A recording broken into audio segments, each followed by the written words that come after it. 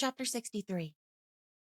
Have you seen much of your scientific phoenix, Lydgate, lately? Said Mr. Toller at one of his Christmas dinner parties, speaking to Mr. Fairbrother on his right hand. Not much, I'm sorry to say, answered the vicar, accustomed to parry Mr. Toller's banter about his belief in the new medical light. I'm out of the way, and he is too busy.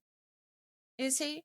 I'm glad to hear it, said Dr. Minchin, with mingled suavity and surprise. He gives a great deal of time to the new hospital, said Mr. Fairbrother, who had his reasons for continuing the subject. I hear of that from my neighbor, Mrs. Casaubon, who goes there often. She says Lydgate is indefatigable and is making a fine thing of Bulstrode's institution. He's preparing a new ward in case of the cholera coming to us. And preparing theories of treatment to try on the patients, I suppose, said Mr. Toller. Come, Toller, be candid, said Mr. Fairbrother. You are too clever not to see the good of a bold, fresh mind in medicine, as well as in everything else. And as to cholera, I fancy, none of you are very sure what you ought to do. If a man goes a little too far along a new road, it is usually himself that he harms more than anyone else. I'm sure you and Wrench ought to be obliged to him, said Dr. Minchin, looking towards Toller, for he has sent you the cream of Peacock's patients. Lydgate has been living a great rate for a young beginner, said Mr. Harry Toller, the brewer. I suppose his relations in the north back him up. I hope so, said Mr. Chichely, else he ought not to have married that nice girl we were all so fond of. Hang it, one has a grudge against a man who carries off the prettiest girl in the town. Aye, by God, and the best, too, said Mr. Standish. My friend Vincey didn't half like the marriage, I know that, said Mr. Chichely. He wouldn't do much. How the relations on the other side may have come down, I can't say. There was an emphatic kind of reticence in Mr. Chichely's manner of speaking. Oh, I shouldn't think Lydgate ever looked to practice for a living, said Mr. Toller, with a slight touch of sarcasm, and there the subject was dropped. This was not the first time that Mr. Fairbrother had heard hints of Lydgate's expenses being obviously too great to be met by his practice, but he thought it not unlikely that there were resources or expectations which excused the large outlay at the time of Lydgate's marriage, and which might hinder any bad consequences from the disappointment in his practice. One evening, when he took the pains to go to Middlemarch on purpose to have a chat with Lydgate as of old, he noticed in him an air of excited effort, quite unlike his usual easy way of keeping silence or breaking it with abrupt energy whenever he had anything to say. Lydgate talked persistently when they were in his workroom, putting arguments for and against the probability of certain biological views, but he had none of those definite things to say or to show which give the waymarks of a patient uninterrupted pursuit, such as he used himself to insist on, saying that there must be a systole and diastole in all inquiry, and that a man's mind must be continually expanding and shrinking between the whole human horizon and the horizon of an object class. That evening he seemed to be talking widely for the sake of resisting any personal bearing, and before long they went into the drawing-room, where Lydgate, having asked Rosamond to give them music, sat back in his chair in silence, but with a strange light in his eyes. He may have been taking an opiate, was a thought that crossed Mr. Fairbrother's mind. Take Doloreux, perhaps, or medical worries. It did not occur to him that Lydgate's marriage was not delightful. He believed, as the rest did, that Rosamond was an amiable, docile creature, though he had always thought her rather uninteresting, a little too much the pattern card of the finishing school, and his mother could not forgive Rosamond because she never seemed to see that Henrietta Noble was in the room. However, Lydgate fell in love with her, said the vicar to himself, and she must be to his taste. Mr. Fairbrother was aware that Lydgate was a proud man, but having very little corresponding fibre in himself, and perhaps too little care about personal dignity, except the dignity of not being mean or foolish, he could hardly allow enough for the way in which Lydgate shrank, as from a burn, from the utterance of any word about his private affairs. And soon after that conversation at Mr. Toller's, the vicar learned something which made him watch the more eagerly for an opportunity of indirectly letting Lydgate know that if he wanted to open himself about any difficulty, there was a friendly ear ready. The opportunity came at Mr. Vincey's, where on New Year's Day there was a party, to which Mr. Fairbrother was irresistibly invited, on the plea that he must not forsake his old friends on the first new year of his being a greater man, and rector as well as vicar. And this party was thoroughly friendly. All the ladies of the Fairbrother family were present. The Vincey children all dined at the table, and Fred had persuaded his mother that if she did not invite Mary Garth, the Fairbrothers would regard it as a slight to themselves, Mary being their particular friend. Mary came, and Fred was in high spirits, though his enjoyment was of a checkered kind. Triumph that his mother should see Mary's importance with the chief personages in the party, being much streaked with jealousy when Mr. Fairbrother sat down by her. Fred used to be much more easy about his own accomplishments in the days when he had not begun to dread being bowled out by Fairbrother, and this terror was still before him. Mrs. Vincey, in her fullest matronly bloom, looked at Mary's little figure, rough wavy hair, and visage quite without lilies and roses, and wondered, trying unsuccessfully to fancy herself caring about Mary's appearance and wedding clothes, or feeling complacency in grandchildren who would feature the Garths.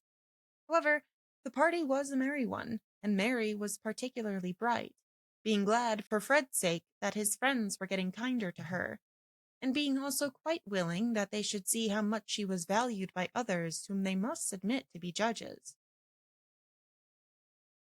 Mr. Fairbrother noticed that Lydgate seemed bored, and that Mr. Vincey spoke as little as possible to his son-in-law. Rosamond was perfectly graceful and calm, and only a subtle observation such as the vicar had not been roused to bestow on her would have perceived the total absence of that interest in her husband's presence which a loving wife is sure to betray, even if etiquette keeps her aloof from him. When Lydgate was taking part in the conversation, she never looked towards him any more than if she had been a sculptured Psyche, modeled to look another way.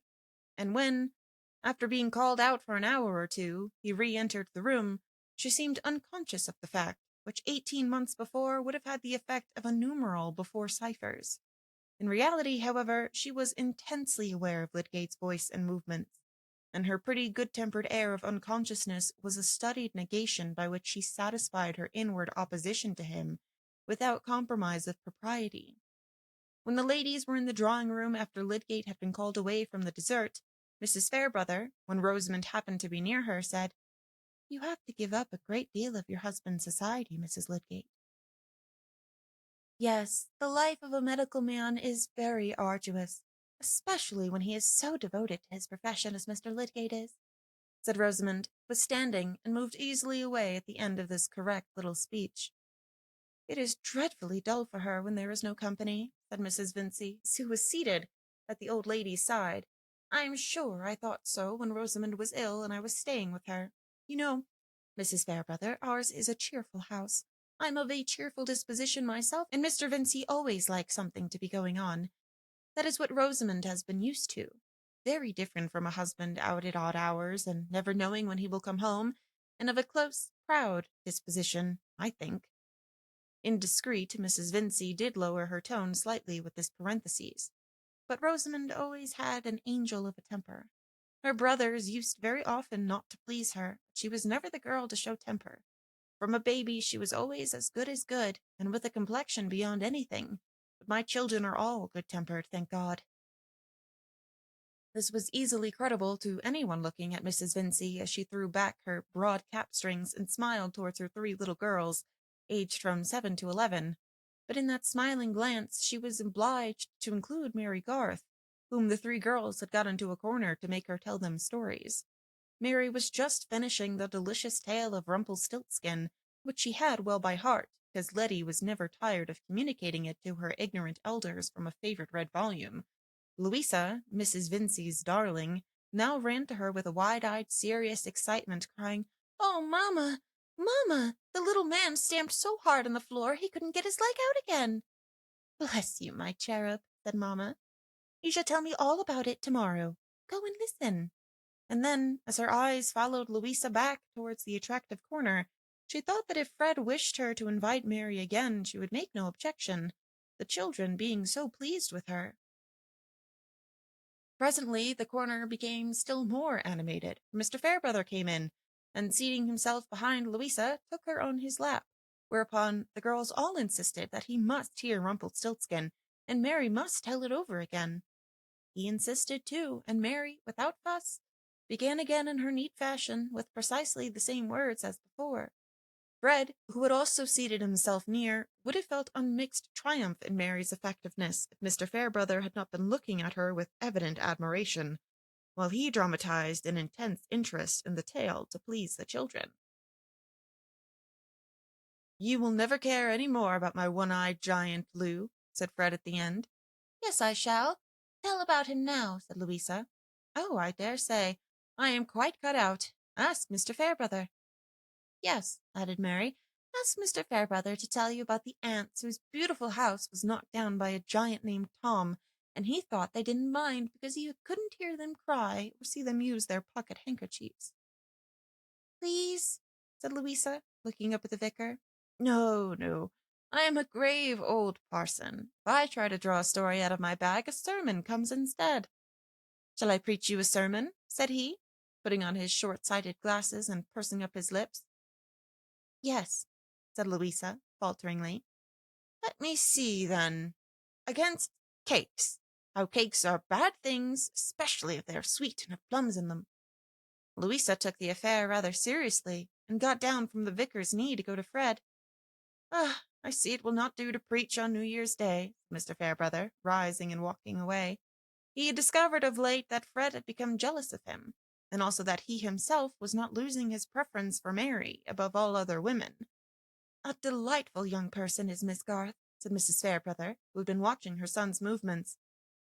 "Yes," said Mrs. Vincey, obliged to reply, as the old lady turned to her expectantly. "It is a pity she's not better looking." "I cannot say that," said Mrs. Fairbrother decisively. "I like her countenance. We must not always ask for beauty when a good God has seen fit to make an excellent young woman without it. I put good manners first, and Miss Garth will know how to conduct herself in any station." The old lady was a little sharp in her tone, having a prospective reference to Mary's becoming her daughter-in-law, for there was this inconvenience in Mary's position with regard to Fred, that it was not suitable to be made public, and hence the three ladies at Lowick Parsonage were still hoping that Camden would choose Miss Garth. New visitors entered, and the drawing-room was given up to music and games, while whist tables were prepared in the quiet room on the other side of the hall. Mr. Fairbrother played a rubber to satisfy his mother, who regarded her occasional whist as a protest against scandal and novelty of opinion, in which light even a revoke had its dignity. But at the end he got Mr. Chichely to take his place and left the room. As he crossed the hall, Lydgate had just come in and was taking off his greatcoat. "You are the man I was going to look for," said the vicar, and instead of entering the drawing-room, they walked along the hall and stood against the fireplace, where the frosty air helped to make a glowing bank. "You see, I can leave the whist table easily enough," he went on, smiling at Lydgate. "Now I don't play for money. I owe that to you, Mrs. Casaubon says." "How?" said Lydgate coldly. "Ah, you didn't mean me to know it. I call that ungenerous reticence. You should let a man have the pleasure of feeling that you've done him a good turn. I don't enter into some people's dislike of being under an obligation. Upon my word, I prefer being under an obligation to everybody for behaving well to me." "I can't tell what you mean," said Lydgate, "unless it is that I have once spoke of you to Mrs. Casaubon, but I did not think that she would break her promise not to mention that I had done so," said Lydgate, leaning his back against the corner of the mantelpiece and showing no radiance in his face. "It was Brooke who let it out, only the other day. He paid me the compliment of saying that he was very glad I had the living, though you had come across his tactics, and had praised me up as a Ken and a Tillotson, and that sort of thing, till Mrs. Casaubon would hear of no one else."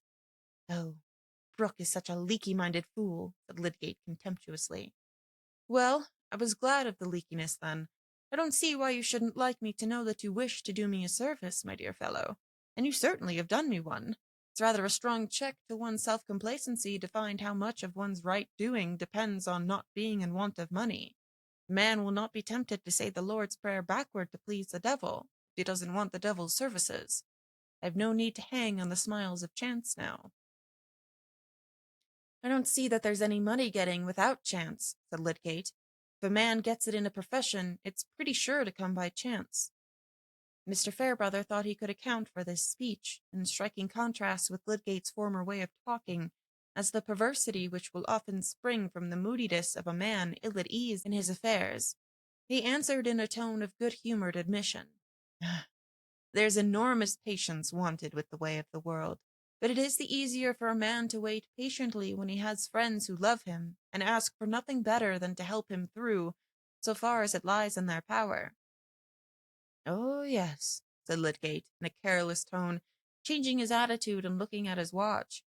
People make much more of their difficulties than they need to do. He knew as distinctly as possible that this was an offer of help to himself from Mr. Fairbrother, and he could not bear it. So strangely determined are we mortals that, after having been long gratified with the sense that he had privately done the vicar a service, the suggestion that the vicar discerned his need of a service in return made him shrink into unconquerable reticence. Besides, behind all making of such offers, what else must come? That he should mention his case, imply that he wanted specific things. That moment, suicide seemed easier. Mr. Fairbrother was too keen a man not to know the meaning of that reply, and there was a certain massiveness in Lydgate's manner and tone, corresponding with his physique, which, if he repelled your advances in the first instance, seemed to put persuasive devices out of question. "What time are you?" said the vicar, devouring his wounded feeling. "After 11," said Lydgate, and they went into the drawing-room.